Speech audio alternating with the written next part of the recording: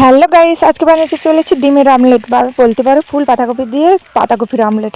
চলো, তার জন্য নিয়ে নিয়েছি আলুগুলোকে দুটো ছাড়িয়ে নিয়ে ছোটো ছোটো করে কুচি করে নিয়ে নিয়েছি। তারপর যখন লাল লাল হয়ে গেছে তারপরে দিয়ে দিলাম পাতাকপিটাকেও ভালো করে এপাশ ওপাশ করে নেড়ে লাল লাল যখন হয়ে যাবে তার উপরে দিয়ে দিলাম হলুদ, নুন, স্বাদমতো টমেটো কুচি, পেঁয়াজ কুচি, ধনেপাতা কুচি, কাঁচা লঙ্কা কুচি এবং সাধ্য মতো তোমাদের পারলে যদি যে যেমন ঝাল পছন্দ করো মরিচ, শুকনো মরিচও ব্যবহার করতে পারো। চলো, এদিকে লাল লাল হয়ে গেলে আমার এটাকে নামিয়ে চাপা দিয়ে দিলাম। তারপরে একটা ছোট্ট পাত্রে টপাক করে দুটো ডিম ভেঙে টপাক করে ঢেলে দিলাম। তার উপরে দিয়ে দিলাম গোটা জিরে, ধনে গুঁড়ো এবং স্বাদ মতো পেঁয়াজ কুচি, কাঁচা লঙ্কা কুচি এবং ক্যাপসিকামও অ্যাড করতে পারো।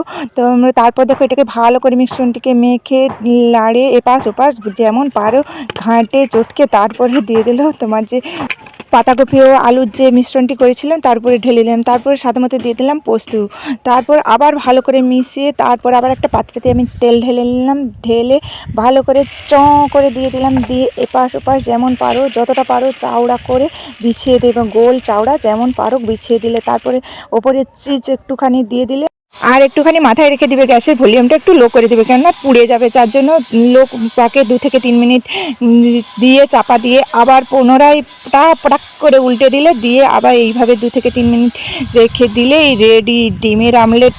তারপর দেখো এভাবে সার্ভ করুন, যেভাবে পারুন সেভাবে কেটে কুটে সার্ভ করুন। তারপরে উপর থেকে আমি একটু সস দিয়ে দিলাম।